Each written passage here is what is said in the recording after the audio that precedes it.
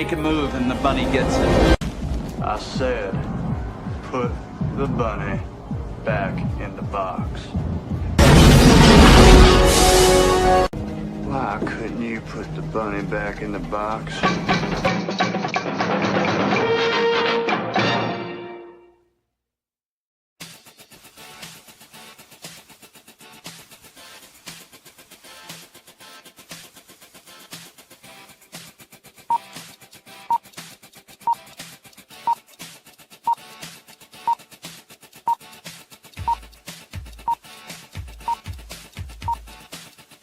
It's showtime.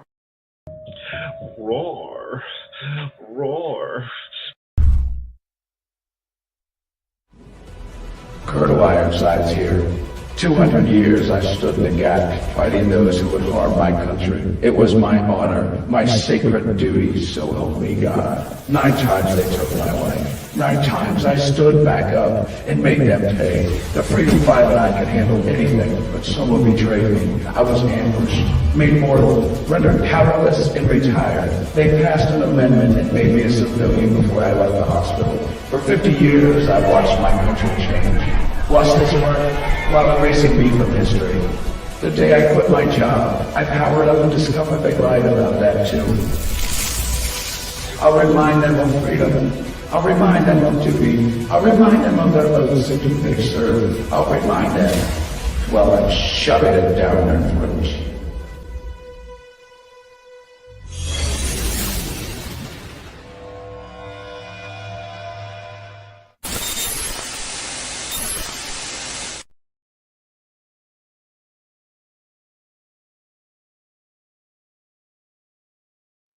Hey there, everybody. Forgot to upload my opening crawl today. That happens sometimes. Yeah, I forgot to upload it. I made it. It's sitting on my laptop over there. My production laptop. Not doing me any good over there, but you know. But I found it like I usually find these things. I'm like, okay, click the next thing. Nope, it's not there. Anyway, my father would be so proud of me. Probably not. Anyway. But, yeah, Father's Day is kind of like I think a rough time. I mean, the whole Mother's Day, Father's Day thing, I think it's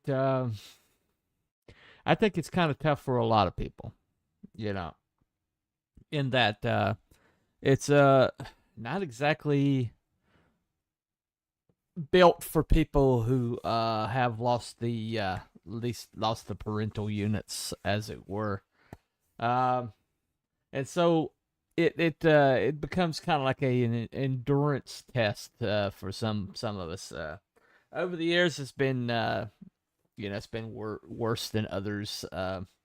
It's funny. I think I'm kind of like doing okay with it. After all, it happened when I was 9 in 1982. That's been a little while. 44 years. 44 years. Yeah. Like yesterday is my brother's 44th anniversary of his passing, because he died, they died on the 12th, he died on the 21st, so, but anyway, so after 44 years, you think, just another one of these things coming along, I'm good with it, but you're never really good with it, you're just not. But anyway, so let me share this right quick. Let's see. Oh, wrong one. There we go. Okay.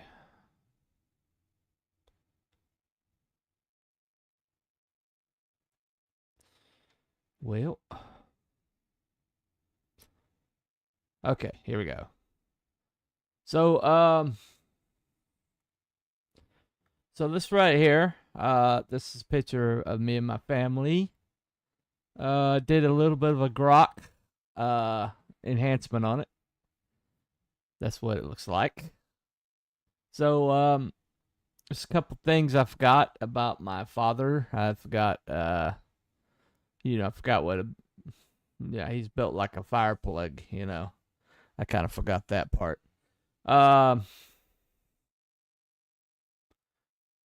Let me see. Yeah, I kind of forgot that bit. Nope, wrong one. Nope. There we go. All right, got the right one. But he was just he was a stout man. We got our thighs from him. We've got like weightlifter thighs, every one of us, and comes from that Cooper lineage. All my aunts and uncles have them. And he would play football in the yard with the neighborhood kids and drag them all the teenagers across the yard. He was just stout. Worked on a loading dock for all my life. The local mental hospital, he worked on the loading dock. That's where my parents met. Paid for a house. He was doing balloon payments on the house, so that short term we didn't have a lot of money because of that. But when he was passed in the accident, he was kind of had insurance up to the eyeballs. He had as much insurance as was possible, essentially, and so it paid the house off and everything like that. But he just was a good man. Lived his life. Took care of his family. Took care of his church. Was the only deacon at our church for a lot of time. I don't know if they ever had deacons while he was there, outside of him. But he just took care of everything. Took care of the business. But I've got that in me somewhere. I don't always wind up expressing it, but I do have his work ethic in me somewhere, I guess. But let's think about fatherhood, and no matter how old you are or how long it's been since they've been in your life, or even if you even knew who they were. So, I mean, even if you don't even know who they are, there's a connection there. That is innate. Let me play this video right here. There you go. Growing up, I always knew that I was adopted. It just never crossed my mind that I'd ever find my parents. Nathan Boos says he's gone through his entire life never knowing who his biological parents were. I was adopted right at birth, right out of Marshfield, is where I was born. Nathan's adoptive parents knew who his biological parents were, but because Nathan never asked, they never told him. Until one day. And my mom just happened to come by one day and said, well, you're friends with your dad on Facebook. After continuing this conversation with his adoptive mother, Nathan discovered his biological father is a truck driver, just like him. And that's when Nathan got curious. She just went on my Facebook and went through my friends list and brought up his picture. And I said, get out of here. Turns out, Nathan's biological father has been working at Rock Solid Transport in Chippewa Falls with Nathan for the past 2 years. And I fell out of my seat. He messaged me on Facebook one day and asked me if I knew his biological mother. And I'm like, yeah, that's my ex-wife. I about fell out of my seat. I'm like, oh my God. Bob, who has 2 other children with his ex-wife, says the choice to give Nathan up for adoption was a difficult one, caused by financial stress. Back then, I wasn't much of a dad. His biological mom had chosen the adopted parents. And like he said, because they were somewhat related. Distant cousins, I believe. But I I didn't know that. Both say they're excited to continue growing the friendship they already had. Well, it's still kind of a shock. And there's days I'm not sure exactly what to say or how to act. I mean, he is my son, but yet we didn't have that father-son relationship growing up, and then we became working partners before we knew who we really were. We're just taking one day at a time, 1 mile at a time, as we say. So, I mean that's I've seen things like that happen. Where people will like wind up having relationships with their father, or they'll meet their father after decades not knowing who they were, and then it's like immediate connections there. There's plenty of these videos on online. I watched this one where this guy, I was going to play it, but it bounced off of YouTube, and I didn't want to risk it. But there's this guy who was meeting his father for the first time, and he showed up, and his father was a musician like him. They both played guitar, and he's like his father's like, you need to pick, because he was going to play his guitar, and he's like, he reached into his little watch pocket and pulled out his pick, and he's like, I got one right here. And his dad, this newly met dad, didn't know this guy from Adam, hadn't laid eyes on him in 30 years, and his dad says, you won't believe this, reached in his watch pocket and pulled out a guitar pick. I mean, there's a connection, a genetic connection there, and when you see how the court system has absolutely destroyed the ability for a father to like stay in connection with their children, through child support and things like that, like some awful child support agreements that are just punitive. And I know of a situation. I don't know of it directly, but it was related to me by somebody that I trust. But a man had a one-night stand with a lady in their high school years. And then years and years later, he meet this boy, this teenage boy comes up to him and ask him if he's so-and-so. And he's like, yeah, I'm so-and-so. This guy was single. He had never married, never had a fiance or anything. He's pretty much single his whole entire life. And this guy, he's like, yeah. And he's like, well, my mother is such and such. Is there a possibility, And he's like, yeah, there's a possibility. And he's like, oh, well, I'm her son. And she says that I'm your child. And he didn't even know he existed. And they looked at each other and it's like, yeah, I think there's a good possibility, right? Well, after he acknowledges his son and he says he wants him in his life, he goes to the court system and says he's acknowledged that this is his son, and he hasn't been supporting him. And so the court system awarded her child support. And thousands and thousands and thousands of dollars. And immediately put that guy in the poorhouse. And because of that, he no longer was interested in knowing this son, this child. And that happened locally, like within my city, the city that I live in.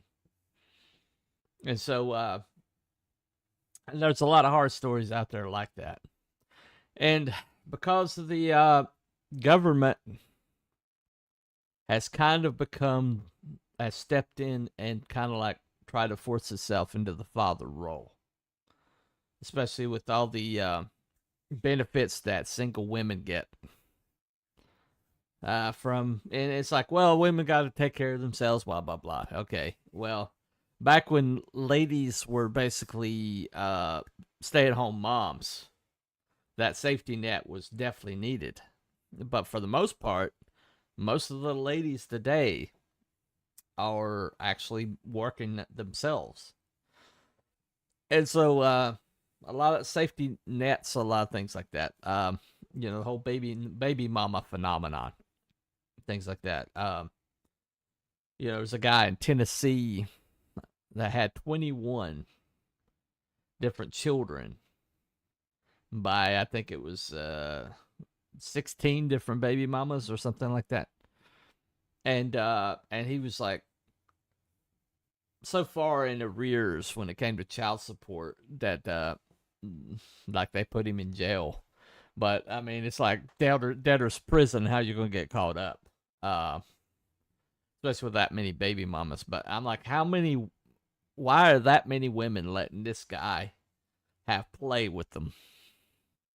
I mean, he's obviously gets around, right? But fatherhood's become kind of a joke. It's become kind of a,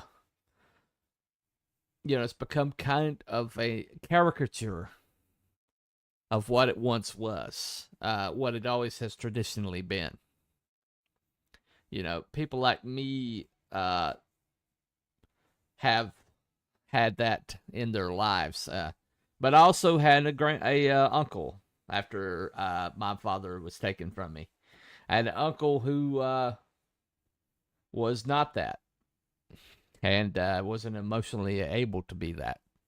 And so I had the doting, involved, affectionate father. And then the back half of my childhood, I had the emotionally distant, disinterested, apathetic father.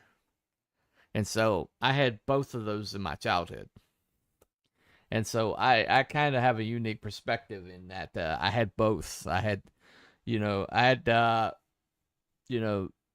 Ward Cleaver, I had the Little House on the Prairie dad, was his name. I can't remember his name, but the one played by, anyway, Michael Landon. But, I had both of those things. I had both of those, and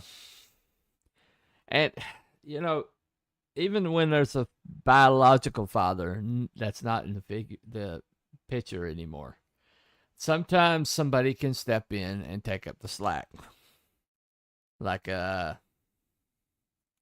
this man here.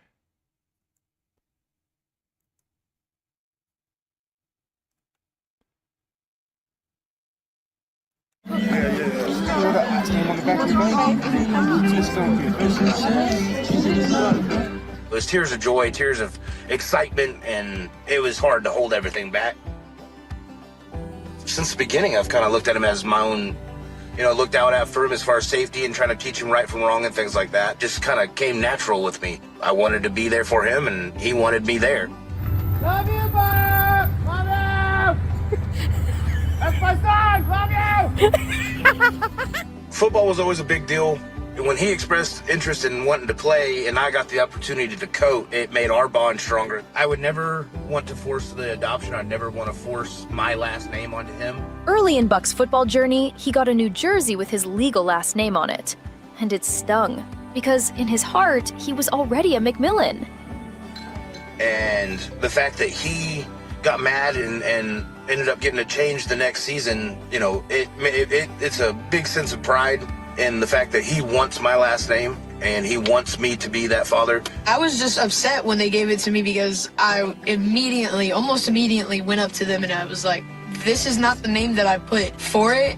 That proved to be the catalyst Devin and partner Jerry needed to make things official. He kept asking, through Jerry and me, when can we get this done? After months of saving for attorneys, they finally got the news they'd been praying for. Buck was officially being adopted.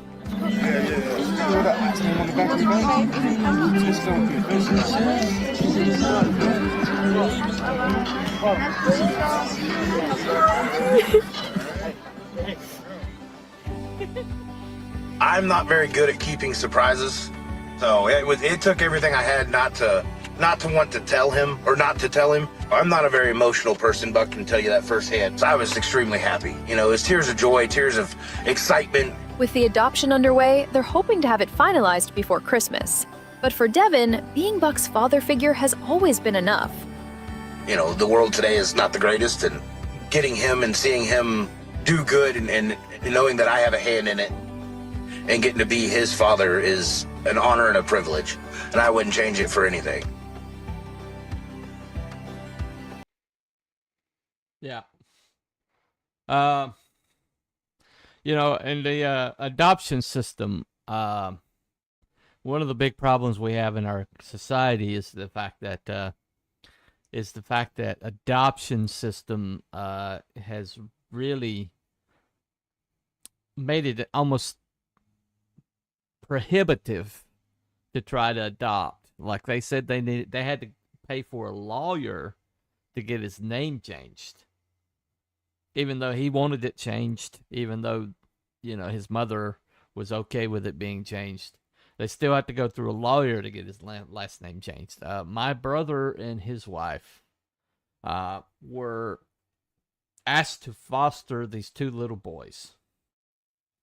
And these two little boys had never had a father figure in their life. And their mother was a drug addict. And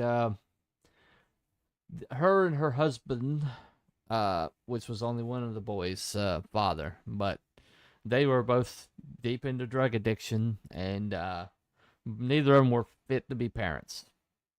And there's a third brother that's actually with her mother.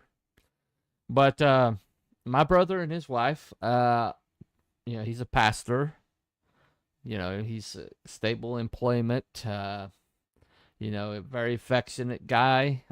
You know, pass any background check you want to put on him.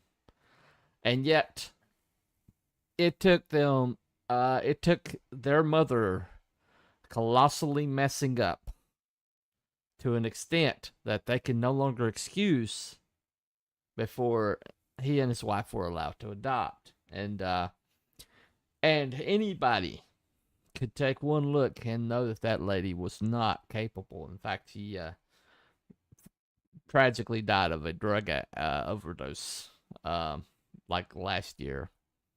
And those boys deserve so much better than that. They deserve so much better than that. And so my brother and his wife, when they got these two little boys, they were like not toilet trained. They weren't, you know, given tools to function in society. They pretty much had to, you know, teach them from scratch a lot of things that they should already have known. And but here he is, you know. Finally gets the adoption through. And those two boys now have a father. And he gets gets Father's Day gifts and things like that. And he and his wife couldn't have children, so this is just a wonderful moment. And one of the youngest is a little redhead, so you know, he kind of fits in anyway. But the fact that, you know, this particular role that has been denigrated so much in media, denigrated even every commercial you look at. When is the last time you saw a commercial with a strong father figure that was at least that was a white man? I mean, look at you see, anytime you see a competent, you know, father who is like in control of his family, you know, and is like on top of things, you will not see white men. You know, it's like they went so far the other direction. I mean, used to, when I was growing up, yeah, there's a lot of commercials where mostly white men were the father figures. Yes, that happened. But instead of mixing in better people of color, you know, father figures, they just completely, totally went all the way the other direction. And you know, it gets very, it's just a hostile situation that, you know, people don't see that in culture anywhere. And so the father figures are always bad. We're talking from comic books. We're talking about, you know, television. We're talking about movies. Very rarely do you see a positive father figure. And that is social engineering. There's no doubt about it. Hold on one second. My parents adopted me when I was a wee baby. I was told at an appropriate time. I didn't know. I didn't know you were an adoptee, Mr. Barab. Awesome. You're a good guy. They did a very good job. But you know, I mean, the thing about, you know, father figures and fill-in father figures, you know, there are so many men out there that have kind of stepped into the gap for young boys that weren't their fathers. You know, over the years, I've had some very good, you know, strong men to look up to. And, you know, for the most part, you know, but young boys have to be taught, or at least have to be given the equipping to reach adulthood and to be a man, because being a man is so much more complicated. You know, we got a lot of boys running around that never learned to be men. And to learn how to be a man, and to figure out what that means, what that entails, you really need it modeled. You need to see it in the culture somewhere. And in that particular role, never really ends. A biological father's from Glasgow. Mother is from Orkney. I haven't gone looking for them though. Maybe you should. I mean, fill in some blanks there. That might be something to do. At least know where you came from. But anyway, this you recognize this video.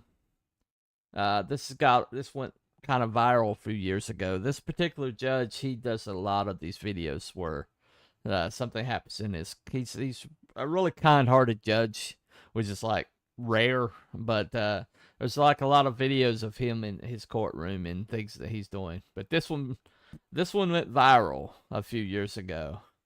And it's about a father, 96-year-old father, still taking care of his 63-year-old boy. So, here you go.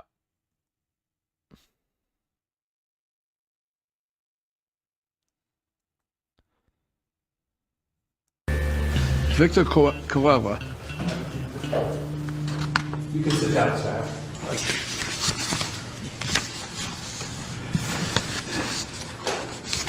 Thank you. Good morning, sir. Good morning, Judge. Mr. Coella, you are charged with a school zone violation. Beg pardon? You are charged with a school zone violation, which means that you were exceeding the speed limit in a school zone. I don't drive that fast, Judge.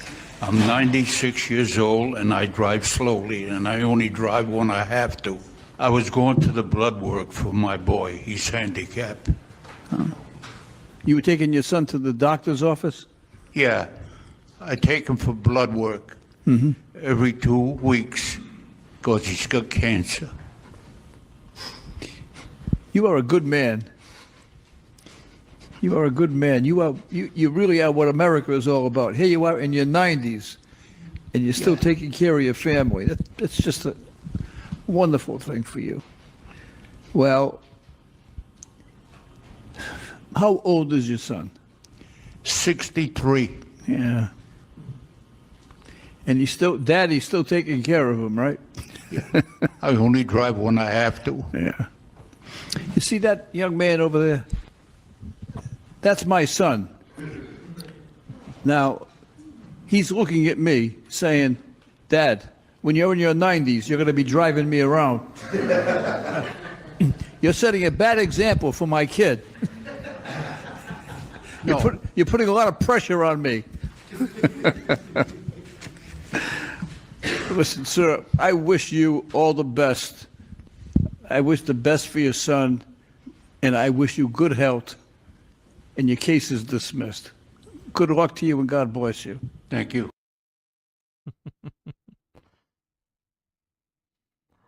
96 years old and still driving his 63-year-old son around. I mean, I saw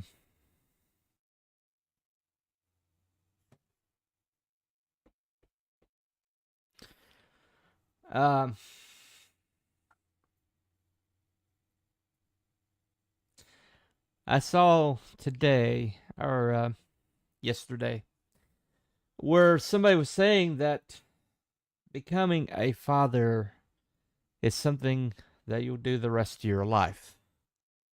And, I never thought of that. I never thought that that relationship never goes away. Not going to lie. I do have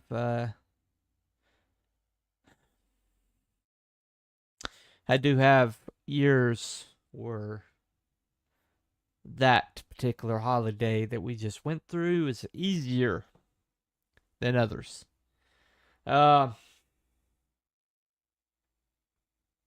So this one was tough. I did a short on my channel, if you want to look it up, talking about that my father founded this church, and he established it. He found the property. He organized it. He handled the finances, drew the blueprint, taught himself to draw a blueprint, and basically drew the blueprint for the church, and it's still sitting there like he drew up. And so, when I want to remember who he is, who he was, there's a story that I tell. This happened, okay? This is something that actually happened. I told this on my channel. It's on one of my shorts I guess 2 years ago, maybe. And I told the same story. So if you want to verify how long the veracity of the story. But my father worked third. Like father, like son. The more third I worked, the more I respect him. And the man he must have been to handle all the kids, handle all the stuff he did for the church, and cook and clean and things like that. My mother worked second, so my mother was not with us a lot because of the second shift. But he did the cooking and cleaning and everything. Still played in the yard with us and everything. But we were coming home from church. It was Wednesday night. He still had to go into work later. And he was wore out. And so he decided to try something different besides threatening us with a spanking. which, he did consistent enough that it was a real legitimate threat, But as a matter of fact, he spanked us so consistently that I thought that's what you did after church. That's one reason I kind of hated church growing up, is because I thought I never associated the misbehavior in church with beginning of spanking. I just thought you go to church, you get your spanking, and then, but that's, I was always misbehaving. But he told us, he's like, if you will behave, long enough for us to get to the exit for, then we'll go to the Tasty Freeze. Remember that? Yep. We'll go to the Tasty Freeze, and you can order any ice cream you want. My treat. Okay, hold on a second. On Wednesday nights, mom's teaching evening classes. My dad watched MASH on TV. There you go.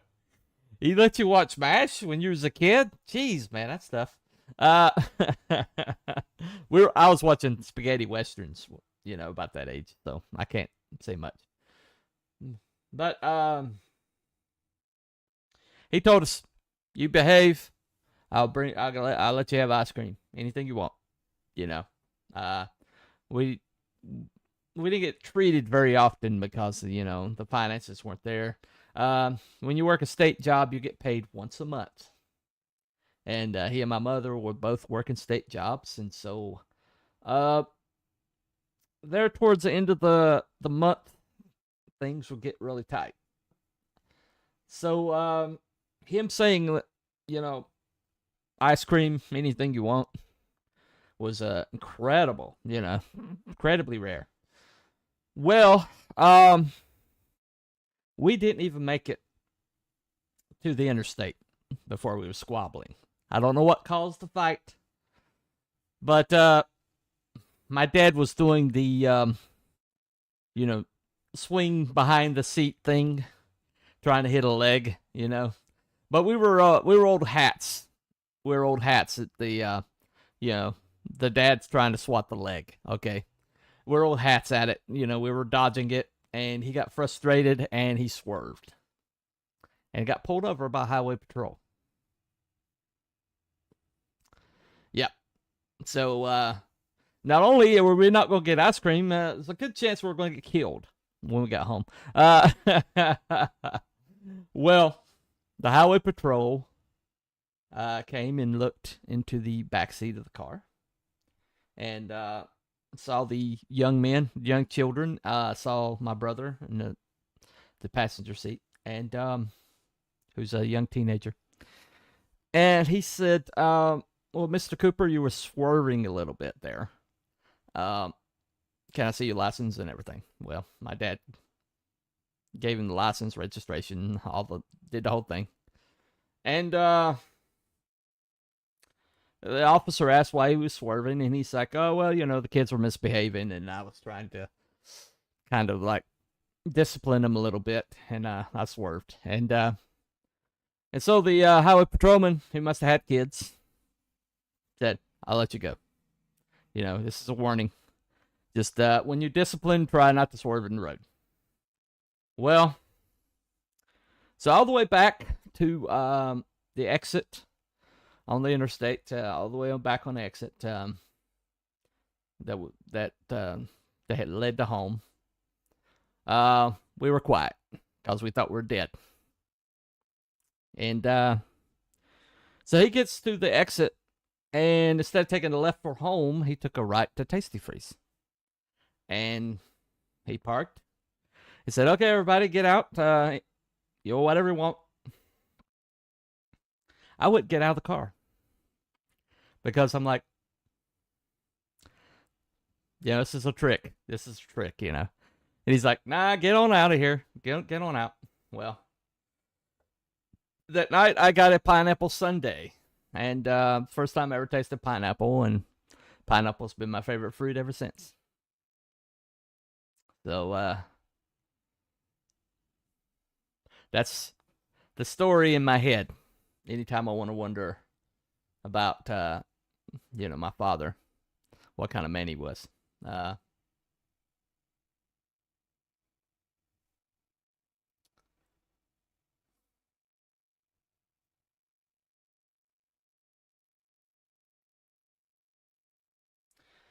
Anyway, all